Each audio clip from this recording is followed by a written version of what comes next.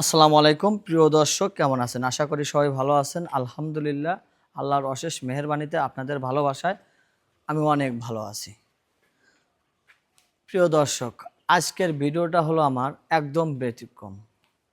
অনেক প্রবাসী ভাই বা অনেক ব্যবসায়িক ভাই বা অনেক চাকরিজীবী ভাই আমাকে কমেন্ট করেন এবং ফোন দিয়ে আমার সাথে ডাইরেক্ট কথা বলেন যে ভাই, আমরা প্রথম আমার জায়গা জমি আছে, টাকা পয়সার অভাব নাই, আমি খামার করতে চাই। আসলে খামার করলে লাভবান হব কিনা, তো সেই ভাইদের উদ্দেশ্যই আমার ভিডিওটা আজকের। আসলে ভাই, প্রত্যেকটা ব্যবসায় আমরা আশা করি লাভ হবে, আল্লাহর উপর বিশ্বাস রেখেই আমরা বলি লাভ হবে। আসলে সব ব্যবসা সকল মানুষের জন্য না, সকল ব্যবসায় সকল মানুষের ভাগ্যে ফেভার করে না। তো প্রিয় ভাই ও বন্ধুরা, আমার ভিডিওটা মনোযোগ সহকারে শুনবেন। এই খামার সেক্টরটা একটু ক্রিটিক্যাল বা একটু টাফজনক। কীরকম? লক্ষ লক্ষ টাকা থাকলেই যে আপনি খামার করবেন, বিশাল করে ঘর করবেন, তা কিন্তু না। আপনি যদি খামার করার ইচ্ছা থাকে তাহলে আপনি ছোট পরিসরে আপনি শুরু করবেন। 2-4টা গরু দিয়ে শুরু করবেন। আপনি যারা সফল খামারি আছে তাদের পরামর্শ নেবেন, তাদের খামারে যাবেন, দেখবেন ওরা কিভাবে খামার পরিচালনা করে এবং কিভাবে গরুকে খাওয়ায়, কীরকমভাবে যত্ন করে। তারপরে ধাপটা আসে হলো গরু কেনা বেচা। গরু আসলে কেনা বেচাটাই কিন্তু মূল ইম্পর্টেন্ট। কীরকম আমি বলি, আপনি হাটে গেলেন, গরু কিনলেন, নিয়ে চলে আসলেন।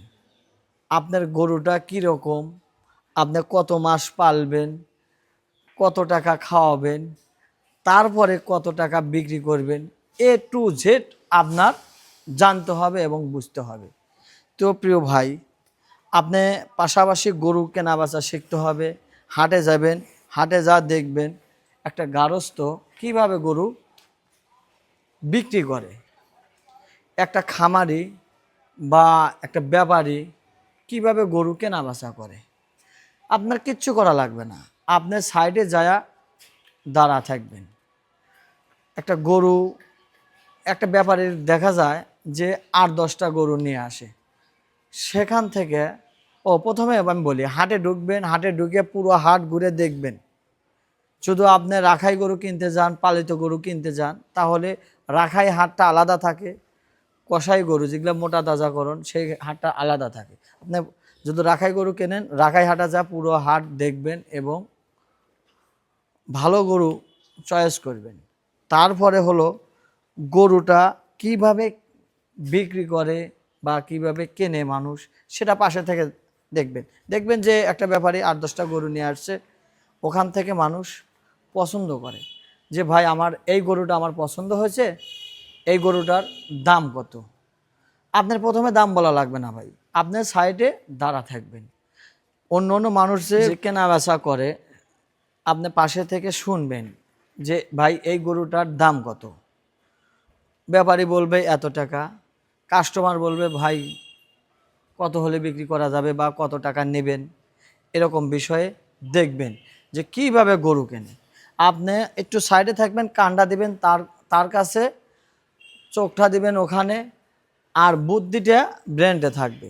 এগুলা জিনিস যদি আপনারা চিন্তা ভাবনা করে আপনারা সব কিছু শিখে যদি আপনারা খামার সেক্টরে আসেন, অবশ্যই 100% লাভবান হবেন। প্রিয় ভাই, আমি ছোট থেকে বড় হয়েছি হোটেলের কাজ করে। হোটেলের আমি 165 রকমের বা আইটেমের আমি কাজ জানি। তারপরও হোটেল ছেড়ে আমি খামারে আসলাম।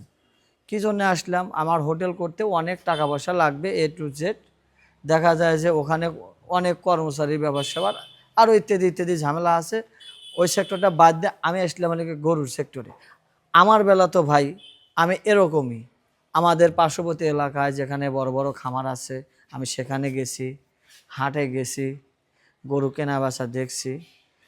আরও অনেক কিছু করার পরে আমি আমাদের প্রাণী সম্পদ অধিদপ্তরে আমি যোগাযোগ রাখছি বা যারা ট্রেনিং করায় তাদের সাথে যোগাযোগ রেখে আমিও 3 মাসের ট্রেনিং নিছি, তারপরে ভাই আমি গরুর জগতে আসি।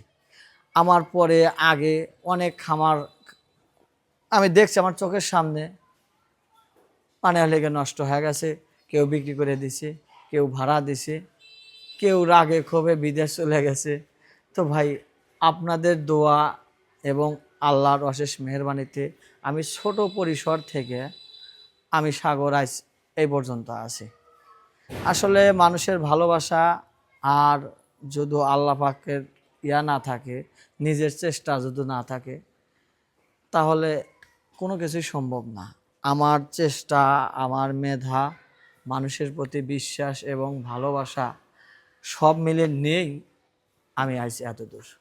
যদুল ভাই টাকা থাকলে সব কিছু হয় না, মনে করেন চেষ্টা, ইচ্ছা, পরিশ্রম আর কিছুটা ন্যায় নীতি থাকতে হবে, তাহলে আপনারা মানে ধৈর্য তো লাগবেই।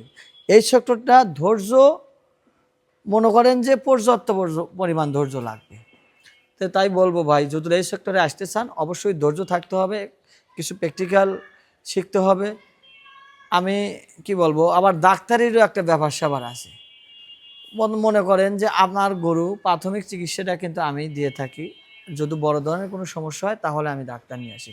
তাই সব মিলে বলবো, আপনার প্রথমে যে কোনো ব্যবসার যাবেন সেই ব্যবসার ধৈর্য নিয়ে মানে লেগে কিছু প্র্যাকটিক্যাল অভিজ্ঞতার দরকার আছে, ধৈর্যর ব্যাপার আছে, সেগুলো একত্র করেই আপনাদের ব্যবসায় নামতে হবে, তাহলে যে কোনো ব্যবসায় আপনি যাবেন, আপনি সফল হবেন।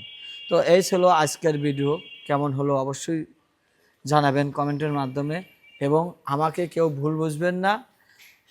আমার যতটুক জ্ঞান, ততটুক বুদ্ধি, সব কিছু মিলেই আমি আপনাদের সাথে শেয়ার করি।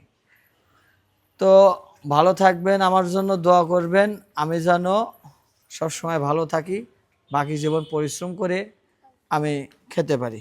আপনারা বাজো কমেন্ট করবেন না, আপনাদের ভালো লাগলেও কমেন্ট করবেন, খারাপ লাগলেও কমেন্ট করবেন, কিন্তু শালা এগুলা খারাপ ভাষা আনবেন না ভাই। এই হালা এটা কি ভাই? আপনার একজনের ভিডিও আপনি দেখবেন না, আপনার ভালো লাগে না, আপনি তার সাথে তার ভিডিও দেখবেন না। শালা এগুলা কোন ধরনের ভাই? ভাই আপনার আপনার টাকা পয়সা আছে, আপনি ইচ্ছা করলে অনেক কিছু করতে পারবেন বা ই করবেন, ভাই আমরা পারবো না ভাই। আমার যা আছে আমার এটুক নেই, আমার করে খেতে হবে ভাই। তো ভালো থাকবেন সবাই, আমি দোয়া করি আল্লাহ পাক যেন আপনাদের হেদায়েত দেয়, জ্ঞান দেয়, বুদ্ধি দেয় এবং দীর্ঘ হায়াত বাড়ায় দেয়, এই কামনা করে আমার ভিডিওটা শেষ করছি। খোদা হাফেজ, আসসালামু আলাইকুম, ভালো থাকবেন সবাই।